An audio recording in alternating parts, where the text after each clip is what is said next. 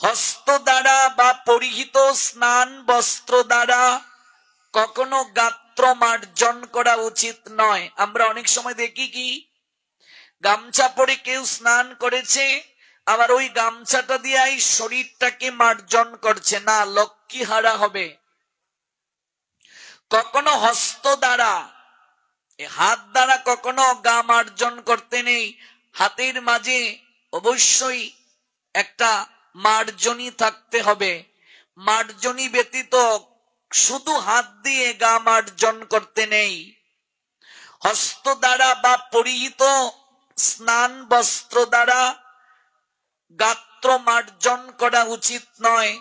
হস্ত দ্বারা বা পরিহিত স্নান বস্ত্র দ্বারা গাত্র মার্জন করলে কুকুরের উচ্ছিষ্ট তুল্য হয়। একটা শ্লোক আছে, করেন মার্জিতং গাত্রং স্নান বস্ত্রেণ বায়াদি সুনুচ্ছিষ্টং ভবেৎ গাত্রং পুনঃ স্নানেন শুদ্ধতি। কেউ যদি গাত্র মার্জনী ব্যতীত কেবল হস্ত দ্বারা গাকে মাজে, কিংবা যে বস্ত্র পরে সে স্নান করেছে ওই বস্ত্র দ্বারাই যদি সে গাত্র মার্জন করে, তাহলে শ্লোকটায় বলা হয়েছে সুনুচ্ছিষ্টং ভবেৎ গাত্রং পুনঃ স্নানেন শুদ্ধতি। পুনরায় যদি সে স্নান না করে তাহলে সে শুদ্ধ হবে না, অশুদ্ধ থাকবে।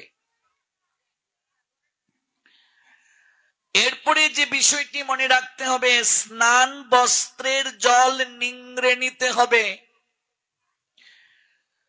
কখনো স্নান বস্ত্র জলে নিংড়াতে নেই। আমরা কি করি, স্নান করে স্নানের যে বস্ত্রটা, এটা জলের মাঝে আমরা চুপসে দিয়ে ওই জলটা আবার কোথায় দিয়ে দেই, বস্ত্রের জলটা আবার ওই জলের মাঝে দিয়ে দিই না, সেটি উচিত নয়। অনেককে দেখা যায় স্নান করেছে, তারপর ভেজা বস্ত্র চুপসে নেড়ে না দিয়ে এক জায়গায় রেখে দিয়েছে, কাজের অজুহাত দেখাচ্ছে পরে নেড়ে দেব, আর টপ টপ টপ টপ করে জল পড়ছে। স্নান বস্ত্র জল নিংড়ে রৌদ্রে শুকাতে দিতে হবে। কখনো সিক্ত বস্ত্র জল না নিংড়ে একত্রিত করে গৃহের কোথাও রাখা উচিত নয়। সিক্ত বস্ত্র থেকে যদি বিন্দু বিন্দু জল গৃহে পতিত হয়, সেটি গৃহের অমঙ্গল বলে জানবে। কথাটা বুঝতে পেরেছেন? অনেক সময় দেখা যাচ্ছে ভেজা বস্ত্র এক জায়গায় রেখে দেয় মানুষ, আর সেখান থেকে টপ টপ করে জল পড়ছে। এটাকে নিংড়ে রুদ্রে দিচ্ছে না যে একটু পরে দেব। বহু জায়গায় দেখি আমরা বাথরুমে অনেক মায়েরা বস্ত্র রেখে আসেন, 4 ঘন্টা 5 ঘন্টা 6 ঘন্টা পরে গিয়ে বস্ত্র নেড়ে দেন, তাহলে শনির দশা লাগবে গৃহে। এগুলো জানতে হবে। স্নানের পর কখনো তেল মাখা উচিত নয়, তাহলে তার দেহ অপবিত্র হয়ে যাবে, সে ভগবত কার্যের আর অধিকারী থাকবে না। স্নানের পর তৈল মর্দন অনুচিত, শাস্ত্রে বহু শ্লোক আছে। স্নানের পর কখনো তেল মাখতে নেই, তেল স্নানের আগে মাখতে হয়। আগেরকার মানুষ দেখবে তেল মেখে রুদ্রে একটু বসে তারপর গিয়ে স্নান করতেন। স্নানের পর যে তেল মাখে তার দেহ অপবিত্র হয়ে যায়, আবার স্নান না করলে সে কোনো ভগবত কার্য করতে পারবে না, অশুদ্ধ হয়ে যাবে সে। আমরা তাই করি, স্নানের পরই তেল মাখি, শাস্ত্রে নিষিদ্ধ। স্নানের পর যদি কেউ তেল মাখার প্রয়োজন অনুভব করে এবং যদি তেল মাখে, সে অশুচি বলে গণ্য। তাহলে মনে রাখতে হবে, যদি স্নানের পর তেল মাখতেই হয়, যদিও উচিত নয়, বিশেষ বিবেচনায় শাস্ত্র বলছে সুগন্ধি জাতীয় কোনো তৈল সে মাখতে পারবে, তবে না মাখাটাই ভালো। যদি মাখতেই হয় তাহলে কোন তেল মাখবে? সুগন্ধি জাতীয় তেল, কিন্তু না মাখাটাই ভালো। বিজ্ঞানও বলেছে তেল মেখেই স্নান করা উচিত। ডাক্তারদের গিয়ে জিজ্ঞেস করবেন, তেল মেখে স্নান করা উচিত। তেল মেখে এই শরীরটা একটু রুদ্রে রেখে তারপর স্নান করা ভালো। স্নানের পর ভগবত কার্য আপনি করবেন, তেল মেখে করতে পারবেন না। স্নানের পর চুল শুকানোর জন্য অনেকে এরকম করে চুলে ঝাঁকুনি দেয়, এবং এই চুলের জল যদি কারো গায়ে পড়ে সঙ্গে সঙ্গে সে অশুদ্ধি বললে গণ্য, এবং তার শনির দশা লাগবে। এই জন্য ঝাঁকুনি দেয়া যাবে না, নিষিদ্ধ।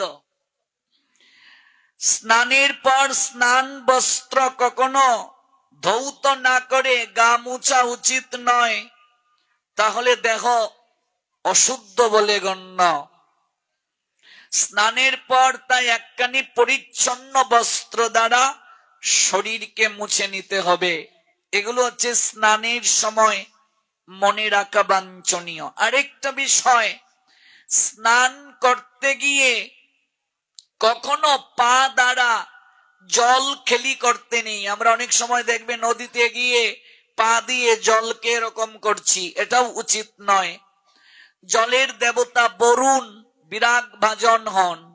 নদীতে যদি কেউ স্নান করে জলকে প্রথমে প্রণাম দেবে, তারপর স্নান করবে। যদি নদীতে স্নান না করে গৃহে স্নান করে, তাহলে অবশ্যই স্নান করার পূর্বে সপ্ত তীর্থকে আমন্ত্রণ করে স্নান করবে।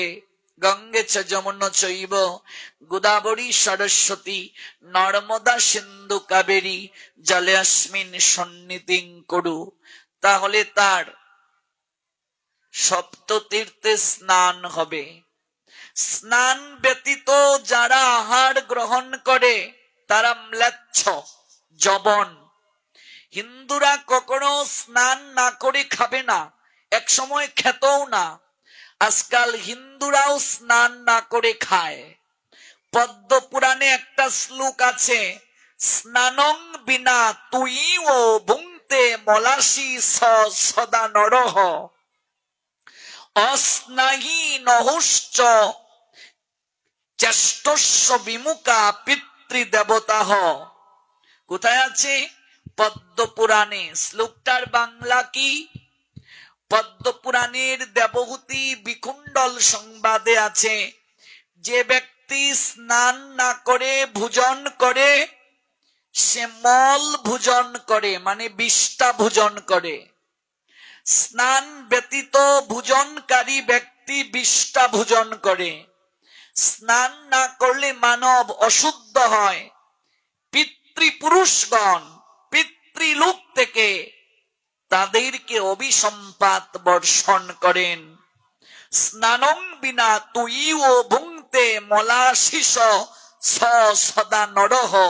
নর মানে মনুষ্য।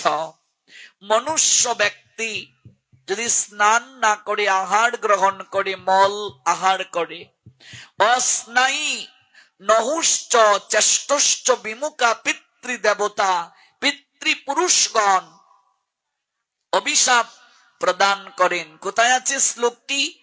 পদ্ম পুরাণে, পদ্ম পুরাণ। এজন্য হিন্দুরা স্নান না করে কোনোদিন খেত না। আমাদের পূর্বপুরুষদের আচরণে আমরা দেখেছি, কখনো স্নান না করে তারা খাবে না।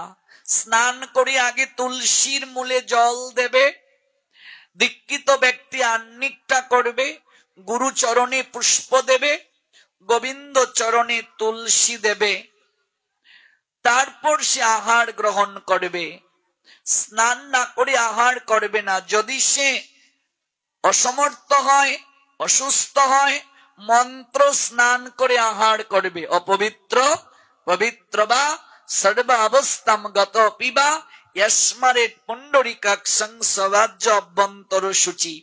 এই মন্ত্র বলে জল ছিটিয়ে দেবে, তাহলে তার স্নান হবে।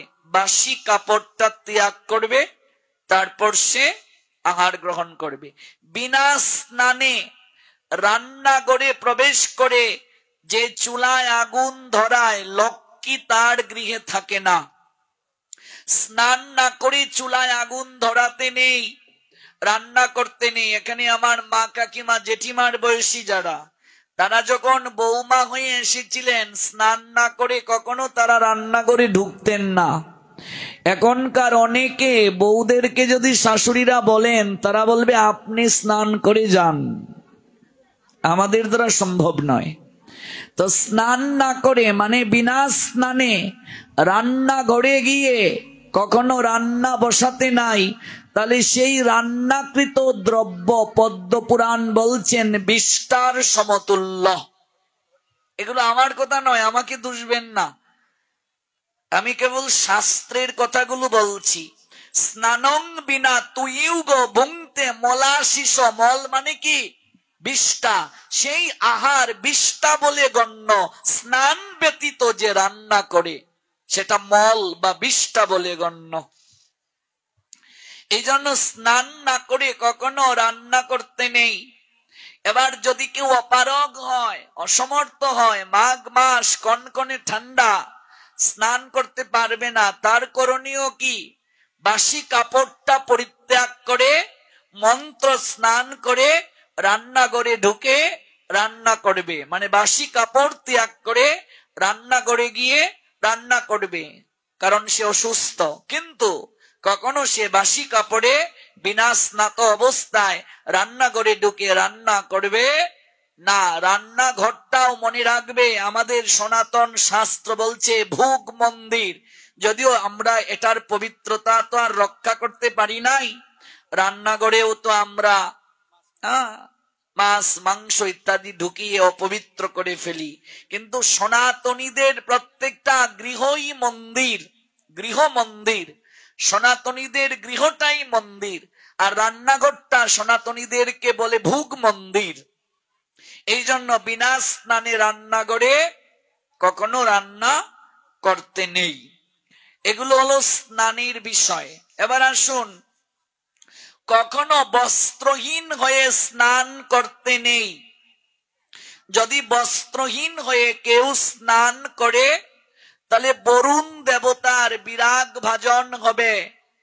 ভাগবতে উল্লেখ আছে, পরবর্তী জন্মে হবে তার বৃক্ষকুলে।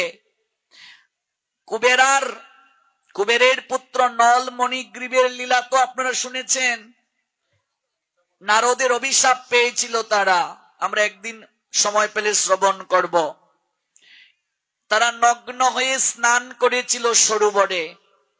ব্রজ গোপিকারা কার্তিক মাসে কাত্যায়নী ব্রত করে পারণের দিন খেলি কদম্ব বৃক্ষের ডালে বস্ত্র রেখে ওরা নগ্ন হয়ে স্নান করেছিল।